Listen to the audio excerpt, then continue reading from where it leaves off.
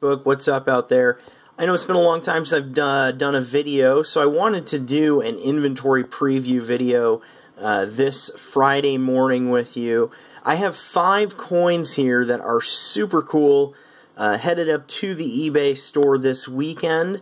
Some of them will be buy it now, and others will be auction, but they will soon be available, and I think in this group of 5 coins, there's a little bit of something for everyone. Some just really cool historical-oriented pieces. The first one here is a really super neat coin that I actually purchased out of an estate in eastern Ohio, just west of Wheeling, West Virginia. This is actually a counter-stamped large cent. It is, I think NGC messed up the label. They put Brunk T266. I think the attribution number is actually wrong, but needless to say, it is actually a toll token for the suspension bridge in Wheeling, West Virginia, which is, in my understanding, the oldest suspension bridge still standing in the United States that was built in that era. It completed construction in the late 1840s and was in operation from the 1850s until the present day. The bridge is still there. You can still drive across it. It has undergone some construction over the years, of course, to repair things. But just such an awesome piece of history. If you really study the coin with a loop, you can even see bits and pieces of the undertype. You know, somebody who really sat down and studied it could probably even figure out what kind of large cent it struck on. It's probably a coronet or a braided hair. But, you know, it's possible that it could be a Liberty cap. I mean, you never know. But I love this coin. This one is a through 40 West. So basically, if you were traveling through Wheeling, West Virginia, which was right on the very historic National Road, you would pay tolls at certain places, the bridge being one of them, and you would pay a toll based on how far you were going to travel. So this individual was traveling theoretically 40 miles west. Now what's interesting about this denomination, and I'm actually going to flip it over here since we've been on the obverse here. Let's take a look at the reverse too. What's really interesting about these is, first of all, they're very scarce. But 40 West is, to my understanding, a denomination that is unreported. So this is, I have no idea what this is going to sell for, to be honest. I don't exactly know what it's worth. So this one is going to go up for a 99-cent auction. I am going to let it rip, and we're just going to watch the fun.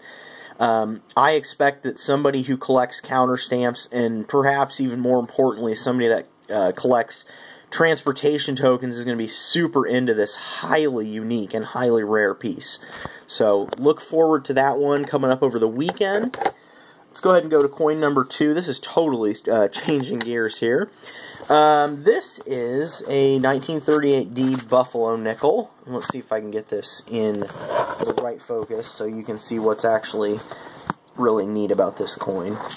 It has, this is actually a common date, of course, if you have any familiarity with Buffalo nickels.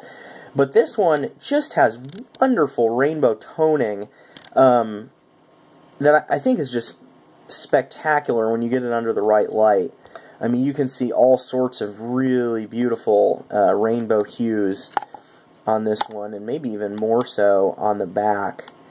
So I think this is really just a nice example of a Buffalo nickel. 38D is the most common date of Buffalo nickels. They made a ton of them that year, and of course, they were stored in rolls. So the survival rate's very high. But, you know, with the spectacular toning, I think this is a nice example for somebody looking for a really neat tone Buffalo nickel, you know, for a tone coin set. Or, you know, this is a coin that a lot of people put in their typeset. It's a great example of a Buffalo. You know, you're not paying a big premium. It's got a great look. But, you know, this one, maybe if you want a little bit more pizzazz for your typeset, you consider this example. This one is going to be listed up on the eBay, buy it now, for $100. So not a super big premium. You're looking at like a $50 premium for the color, which I think is really, pretty palatable for most people. And that's coin number 2. Moving on to coin number 3. This is a barber dime, and it is in, of course, an old blue annex holder. And, of course, another common date on this one. But I really like this coin. It has very original surfaces and just really nice original toning. I think this is a perfect typeset example where you're not paying an enormous premium. Let's see if I can get this the luster to show here in the video, because it really does have wonderful luster, and it looks like I'm struggling. There you can kind of see it a little bit, but really the luster just sweeps across the coin, totally unbroken, and combined, of course, with the original color. Oh, sorry about the wobbling of the video there. Let's get it back in focus here if we can. Still would like to show that cartwheel some. So, again, just kind of an affordable coin for a typeset.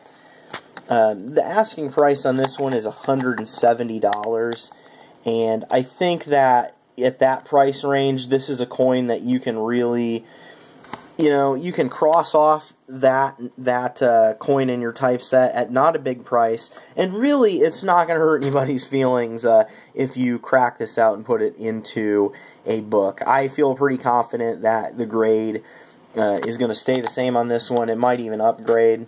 This is graded by Annex at MS63, and it looks like if I come further out, you guys can see that luster a little bit better. So, nice coin, great example of a barber. So consider this for your typeset that's heading up by now this weekend. Okay, moving on to a super exciting coin here for coin number 4. This is a Sutler token. So this is a Civil War coin, and let's go ahead and get this light adjusted so we can see what we're looking at here. So Sutler tokens were issued at the same time Civil War tokens were, but they are different. Sutler tokens were actually issued by the traveling merchants that would go around and sell things to soldiers. And sometimes they're unit specific, like each unit might have a Sutler, and sometimes they were regionally specific, and then sometimes they had really no specificity. And usually that's actually the rarer case, which this one is. This Sutler token just says at Franks, and then of course on the reverse here it has 50 good for 50 cents in Sutler goods. And Sutler goods could have been anything that a soldier used on a common, day-to-day basis. Of course, writing utensils, paper would have been two major things that all soldiers would want at all times, because, of course, this was the era before online communication. Now everything's instantaneous, but these soldiers really relied on communication with home, and so they were always writing letters, sometimes many letters a day. So that really kept Sutlers going in business. Now, of course, they sold other things too. Just needed supplies. I mean, shaving material, entertainment material, clothing, extra clothing, because of course soldiers were provided with a very little amount of clothing to begin with, and you could fully expect that it would wear out quickly on campaign. Now, of course, some of you are wondering what is going on with these little triangles in the coin.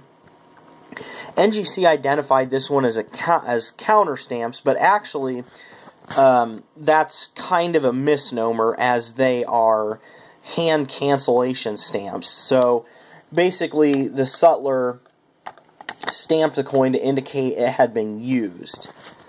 So just a super neat example of Civil War history. And this one ranks as an R9, which is pretty rare.